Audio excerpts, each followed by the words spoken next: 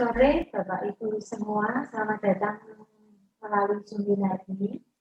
Kami dari Stikes Antirate akan mengadakan pendidikan kesehatan terkait penanganan stroke sebelum dibawa ke rumah sakit, jadi mengenali tanda dan gejalanya.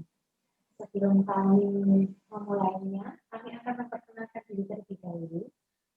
Kami ada berempat, ada saya sendiri, Clara Nurwani, kemudian ada Mbak Julita Dwi Kartika, kemudian ada Mbak Maria Dia, kemudian ada Mbak Priscilla Ika. Pendidikan kesehatan akan kami sampaikan lebih kurang 20-30 menit dengan diskusi. Jadi kami mengundang Bapak Ibu semua yang ada di sini. Kemarin kami sudah ke tempatnya Bapak Duko, kami menginformasikan bahwa kami akan memberikan pendidikan kesehatan terkait penanganan stroke sebelum dibawa ke rumah sakit. Dan kami mendata ada 20 Bapak Ibu peserta yang bisa mengakses terkait dengan seminar ini, karena memang semua nggak bisa mengakses. Jadi nanti Bapak Ibu bisa memberitahukan ke anggota keluarga atau kalau enggak tetangga di sekitarnya terkait pendidikan kesehatan yang telah Bapak Ibu ikuti ini. Oke. Nanti penyampaian materi akan dibawakan oleh Mbak Julita Dwi Kartika dengan Mbak Maria Dia. Waktu saya berikan ke Mbak Maria Dia dan Mbak Julita, sebelumnya saya share screen dulu ya Bapak Ibu.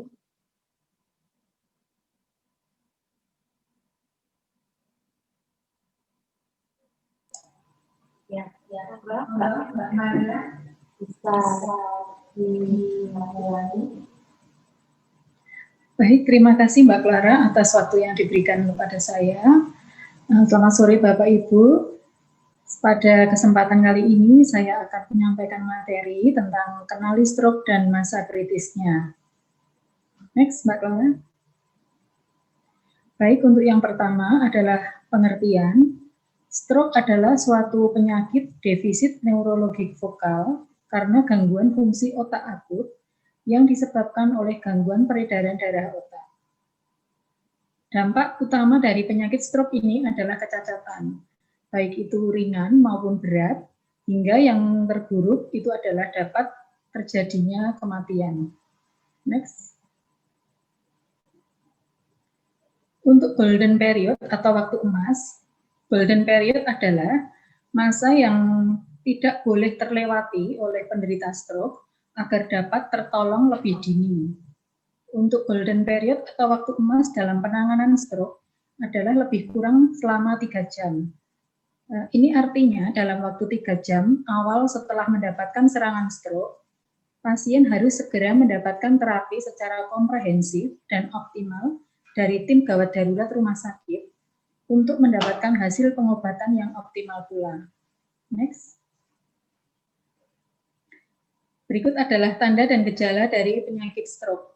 Untuk yang pertama adalah hemiparesis. Hemiparesis adalah kelemahan dari anggota gerak, jadi bisa tangan dan kaki. Kemudian ada gangguan sensori pada salah satu sisi tubuh. Kemudian ada hemianopia atau buta mendadak. Jadi pada pasien yang mengalami serangan stroke, ini bisa secara tiba-tiba tidak bisa melihat. Kemudian ada diplopia atau penglihatan ganda. Jadi apabila melihat sebuah objek itu tampak menjadi double.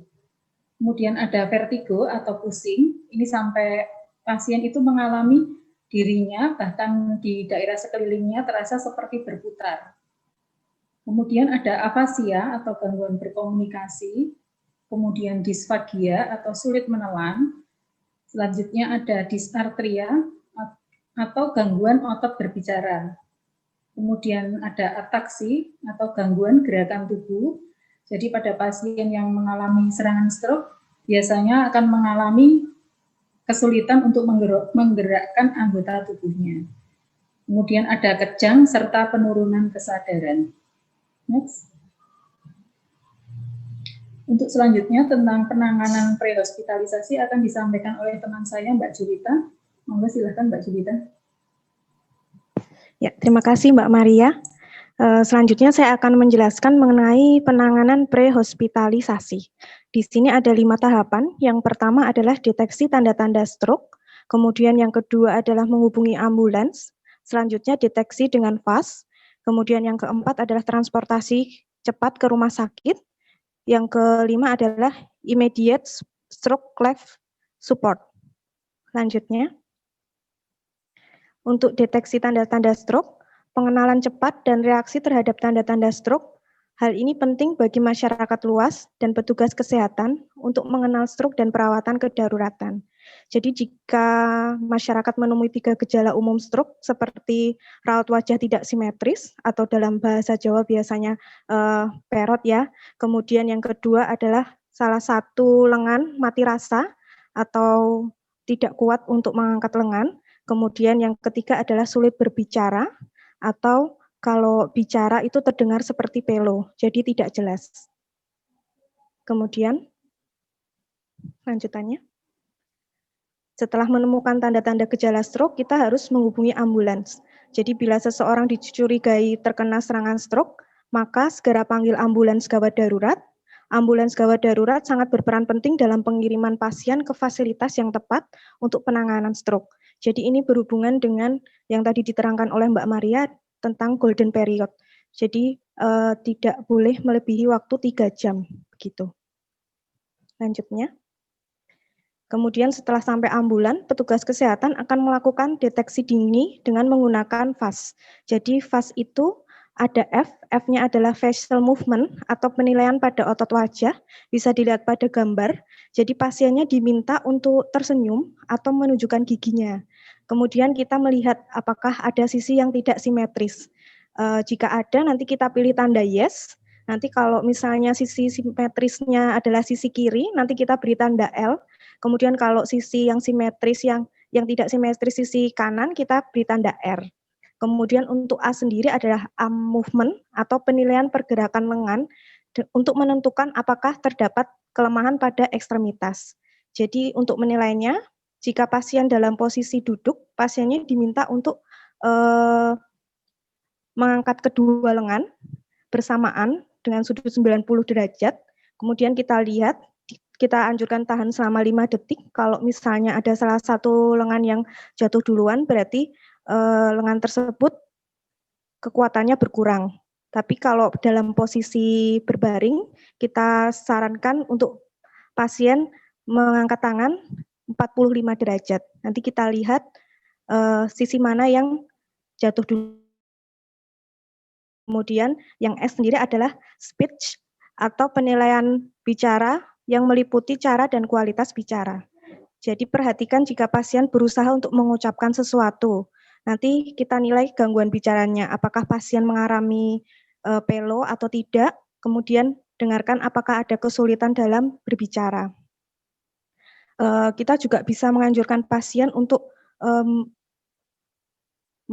bicara di sekitar kita seperti pulpen, kalau tidak gelas atau piring, kemudian kita dengarkan jelas atau tidak cara menyebutkannya begitu. Setelah itu kita juga bisa melihat di penglihatannya pasien. Jadi kita anjurkan pasien untuk melihat pulpen, apakah pulpen itu double atau tidak begitu. Kemudian yang T adalah time to call. Jadi segera minta bantuan ke layanan kesehatan yang terdekat. Oke, lanjutnya. Kemudian transportasi pasien secepatnya ke rumah sakit. Utamakan transportasi termasuk transportasi udara untuk pengiriman pasien ke rumah sakit yang dituju. Petugas ambulans gawat darurat harus mempunyai kompetensi dalam penilaian pasien stroke para rumah sakit. Jadi di dalam ambulan ini sudah ada alat-alat untuk menangani pasien seperti ada oksigenasi, kemudian ada obat-obatan, kemudian ada obat-obat yang untuk saraf, ada peralatan infus begitu. Kemudian lanjutnya, setelah sampai rumah sakit akan dilakukan immediate stroke life support atau perawatan lanjutan pasien stroke di rumah sakit.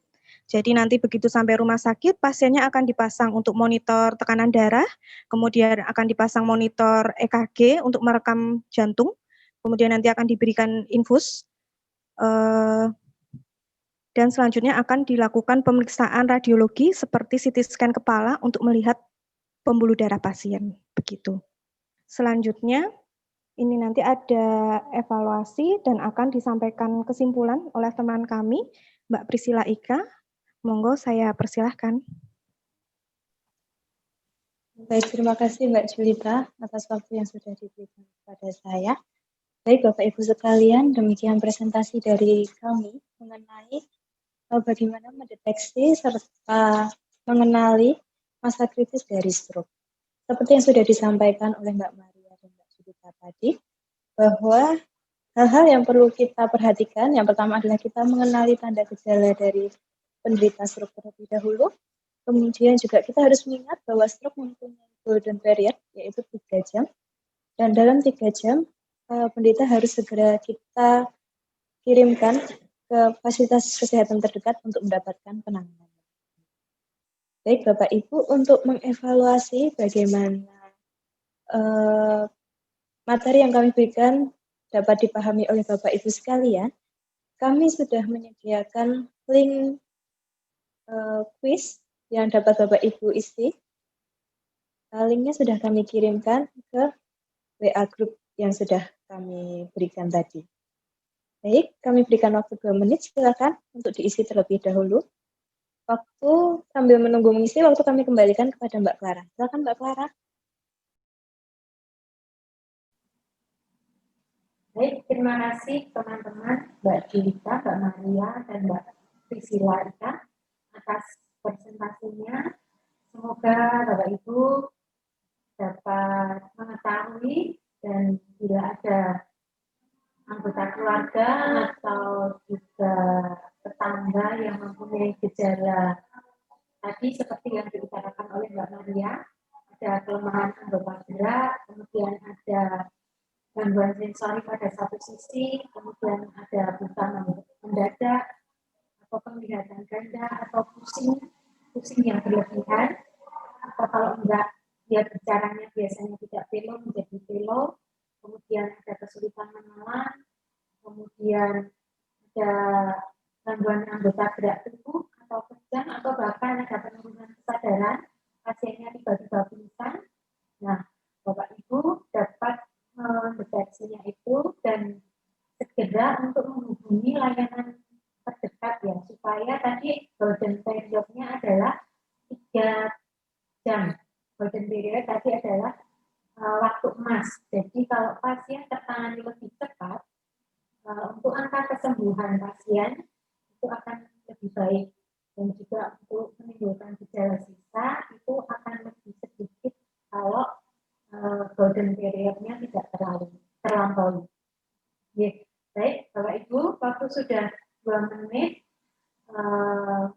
sudah mengisi linknya, jadi nanti kami melihat apakah Bapak Ibu sudah paham dengan penjelasan kami. Kalaupun Bapak Ibu belum paham dengan penjelasan kami sudah membuatkan WA group. Di situ Bapak Ibu sekalian bisa menanyakan terkait penanganan stroke yang kami sampaikan tadi.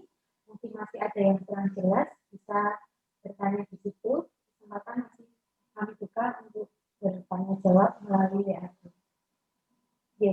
Karena keterbatasan waktu di seminar ini, maka kami akan mengakhirinya, dan kami juga mengucapkan terima kasih atas partisipasi Bapak Ibu sekalian, sehingga dapat mengikuti dari awal sampai dengan akhir, tidak ada yang leave, tidak ada yang mengundurkan diri, atau tidak ada gangguan terkait sinyal, Bapak Ibu. Ya, semoga materi yang kami sampaikan dapat bermanfaat bagi Bapak Ibu sekalian. Karena itu, pertemuan ini kita akhiri. Kami mengucapkan terima kasih. Salam sehat dan semoga selalu dalam keadaan sehat dalam masa pandemi COVID ini, sehingga Bapak Ibu tidak tertular. Terima kasih. Selamat sore. Berkah dalam.